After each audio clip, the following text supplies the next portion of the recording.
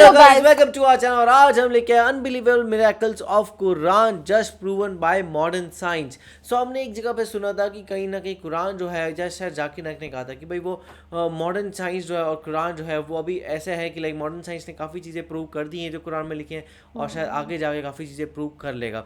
सो ऐसे कौन से मिरेकल्स है जो कुरान के प्रूव किए गए हैं मॉडर्न साइंस के द्वारा, वो देख लेते हैं। और हम लोगों ने ना पिछले भी काफी वीडियोस देखी है जो कुछ चीजें वो मतलब मेंशन है कुरान में और ऑलरेडी वो हुआ हुआ है। जैसे कुरान में लिखा गया है कि जो समंदर है, समंदर के नीचे अंधेरा है ना, और वो चीज साइंस ने भी प्रूव करा है कि हाँ, जो समंदर उसके आफ्टर 200 फीट के बाद वो अंधेरा ही आ जाता है। और फिर यूनिवर्स से रिलेटेड भी बहुत सारी उन्होंने मतलब कि कुरान में चीजें मेंशन है और वो चीज प्रूव भी हुई है। बाकी देखते कैसी कौन सी चीजें जो कुरान में ऑलरेडी मेंशन है और अब जो मॉडर्न साइंस है वो उस चीज को प्रूव कर रहा है। तो स्टार्ट करते हैं वीडियो को। कुरान करीम की सूरह इसरा की आयत 44 के अंदर अल्लाह फरमाता है कि सातों आसमानों और ज़मीन और जो लोग इसके अंदर मौजूद हैं सब के सब इसकी तस्बीह या इबादत करते हैं, और इसकी तमाम मखलूक़ात में कोई एक चीज़ भी नहीं है जो कि इसकी इबादत नहीं करती। हाँ। लेकिन तुम इसकी इबादत को नहीं समझते।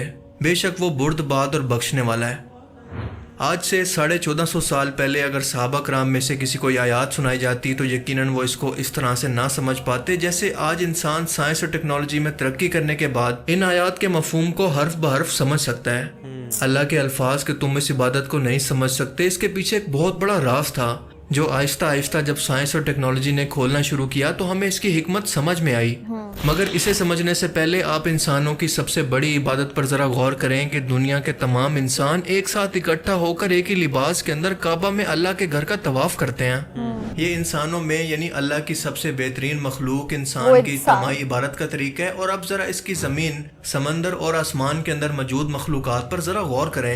ये सब के सब इसी एक सर्कल के अंदर घूम रहे हैं, जैसे मुसलमान तवाफ के वक्त एंटी क्लॉकवाइज अल्लाह के घर का चक्कर लगाते हैं। वाह! सबसे हैरत की बात यह है कि अगर आज साइंस से इसकी वजह पूछे तो वो ये एक्सप्लेन करने के अंदर नाकाम है कि जानवर और इंसानों के अलावा बाकी तमाम जिंदा मखलूकात ऐसा क्यों करती हैं, इसके पीछे आखिर क्या लॉजिक है।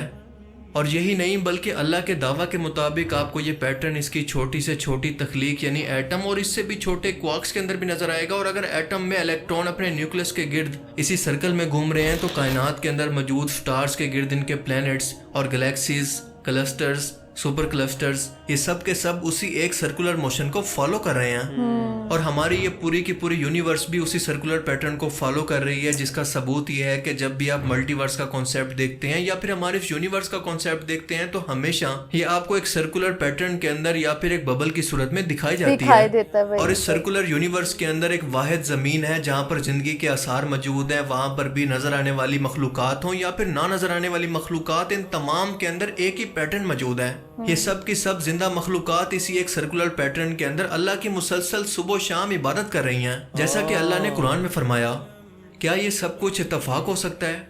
इम्पॉसिबल।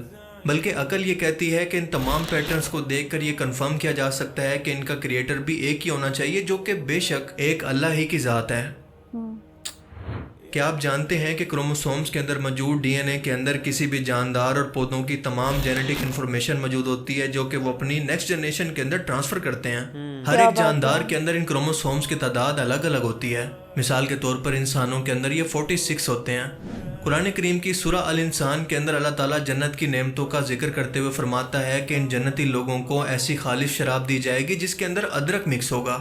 इस पूरी एक आयत के अंदर टोटल 30 लफ्ज इस्तेमाल हुए हैं और हैरत अंगेज तौर पर वाइट अदरक या फिर जिंजर के क्रोमोसोम्स भी 30 ही होते हैं। अनार के लिए एक आयत के अंदर टोटल 18 लफ्ज इस्तेमाल हुए हैं और हैरत अंगेज तौर पर अनार के क्रोमोसोम्स भी 18 ही होते हैं। बिल्कुल इसी तरह से कुरान करीम की एक आयत के अंदर पंपकिन के लिए 20 लफ्ज इस्तेमाल हुए हैं और इसके भी क्रोमोसोम्स 20 ही होते हैं। अंगूर के लिए एक आयत के अंदर टोटल 40 लफ्ज इस्तेमाल हुए हैं और अंगूर के क्रोमोसोम्स भी 40 ही होते हैं। खजूर के लिए एक आयत के अंदर 26 लफ्ज इस्तेमाल हुए हैं और इसके क्रोमोसोम्स भी 26 ही होते हैं, जो कि आज की मॉडर्न साइंस हमें बताती है। आपको क्या लगता है कि क्या किसी किताब के अंदर इस कदर इत्तेफाक मुमकिन है जब तक कि वो किताब अल्लाह की तरफ से नाजिल ना हुई हो या अल्लाह का कलाम ना हो? सुभान अल्लाह, अल्लाह ताला अपनी निशानियों से किस कदर जाहिर है। कुरान करीम की सूरह अस-साफ की आयत 9 के अंदर अल्लाह ताला तमाम दुनिया को चैलेंज करते हुए फरमाता है कि वही तो है जिसने अपने पैगंबर को हिदायत और दीन हक देकर भेजा ताकि इसे बाकी और सब दिनों पर गालिब कर दे, चाहे मुशरिकों को बुरा ही लगे। ذرا غور کریں کہ اللہ پاک فرماتا ہے کہ چاہے غیر مسلموں کو، مشرکوں کو جتنا بھی برا لگے، میں یہ دین اسلام دنیا پر اور باقی تمام دنیا کے مذہبوں پر غالب کر کے دکھاؤں گا۔ تاریخ اٹھا کر دیکھیں کہ جتنا زور دین اسلام کو مٹانے پر، اس کے خلاف سازشیں کرنے پر اور اسے بدنام کرنے پر غیر مسلموں نے کیا، اس کی مثال آپ دنیا کے کسی اور مذہب کے لیے دے ہی نہیں سکتے۔ بات تو سپتمبر صحیح ہے۔ 11 کے حملے کے بعد تو مسلمانوں پر دہشت گردی کا باقاعدہ لیبل لگا دیا گیا، انہیں نفرت کی نگاہ سے دیکھا جانے لگا۔ ویسٹرن ملکوں میں لوگوں کو برین واش کیا گیا کہ اسلام دہشت گردی کی تعلیم دیتا ہے اور یہ تلوار کے زور پر دنیا میں پھیلا۔ لیکن ہم نے دیکھا کہ آج بھی ان تمام کوششوں کا رزلٹ بالکل الٹ نکل رہا ہے کہ آج بھی دنیا کے اندر اسلام وہ واحد مذہب ہے جو کہ دنیا کے اندر سب سے تیزی سے پھیل رہا ہے، یہاں تک کہ یہ آنے والے ٹائم کے اندر یا مستقبل کے اندر کرسچینٹی کے وجود کے لیے بھی خطرہ بن گیا ہے، اور آنے والی کچھ دہائیوں کے اندر یہ کرسچینٹی کو نمبرز کے اعتبار سے بھی کراس کرنے والا ہے۔ او بھائی صاحب، By the year 2070, the number of Muslims could equal the number of Christians around the world. That's 2070 according to a میں ہی، study by wow. the Pew Research Center. Over the next 4 decades, Christians will still be the largest religious group, but Islam will grow faster than any other major religion and make up 30% of the world's population. آئے روز آپ سنتے رہتے ہیں کہ دنیا کے کسی مشہور سیلیبریٹی نے اسلام قبول کر لیا، تو سپتمبر 11 کے بعد جن لوگوں نے خود ریسرچ کی، خود سے کیوریوسٹی کے اندر قرآن کو پڑھا، تو الٹا مسلمانوں سے نفرت کرنے کے بجائے انہوں نے اسلام کو قبول کر لیا۔ 20,000 Americans every year decide to convert to Islam. Who are converting to Islam. Are changing their religion and following the teachings of Islam. Brits converting to Islam. The world's fastest growing religion, Islam.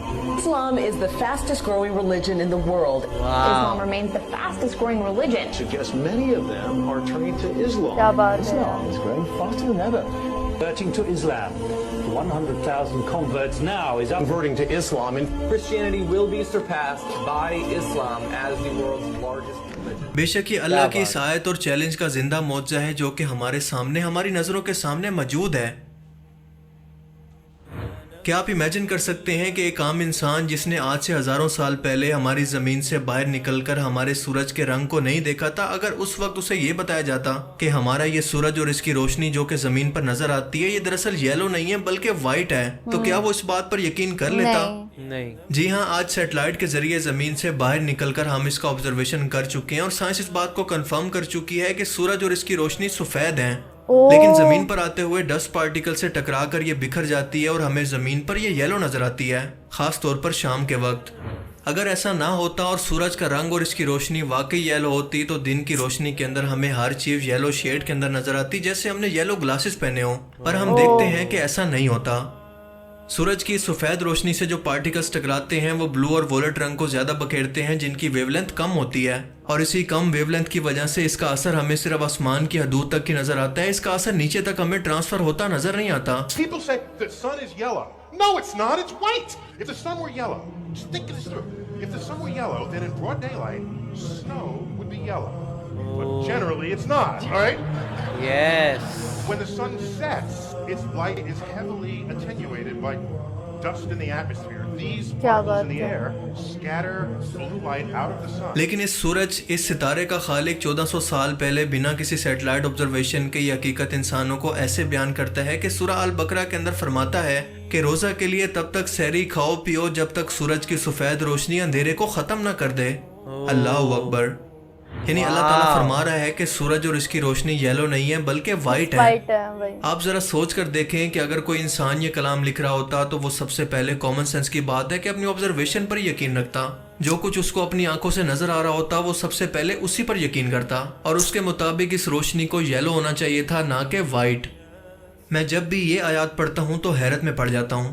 کیوں؟ یہ آپ کو بھی ابھی سمجھ میں آ جائے گا۔ آپ کو اس ویڈیو کو کچھ سیکنڈز تک روک کر یہ سوچنا ہے کہ اگر آپ کسی کو اندھیرے یا پھر ڈارکنیس یا رات کی ڈیفینیشن بتانا چاہتے ہیں کہ اندھیرا کیا ہوتا ہے تو کیسے بتائیں گے؟ آپ جتنا بھی سوچ لیں اس کا جواب صرف اور صرف ایک ہی ہے کہ ڈارکنیس یا اندھیرا اور کچھ نہیں بلکہ ایبسنس آف لائٹ یا پھر روشنی کی غیر موجودگی کو کہتے ہیں۔ اس کی اور کوئی وضاحت ہو ہی نہیں سکتی۔ کیا حکمت ہے قرآن کریم کی ایک ایک لائن کے اندر۔ واو، بہت ہی کمال کی ویڈیو تھی یہ، چیز بہت زیادہ شاکنگ تھی، کیسے یہ اتنے سالوں پہلے آلریڈی مینشن تھا قرآن میں کہ جو سن ہے، سن لائٹ ہے، وہ یلو نہیں وہ وائٹ ہے، اور obvious سی بات ہے کہ اگر یہ سائنٹیفکلی پروو نہیں ہوتا تو ہم لوگ بھی یہی بولتے کہ وہ تو یلو ہے کیونکہ ارتھ پہ تو وہ یلو ہی دکھائی دیتی ہے نا۔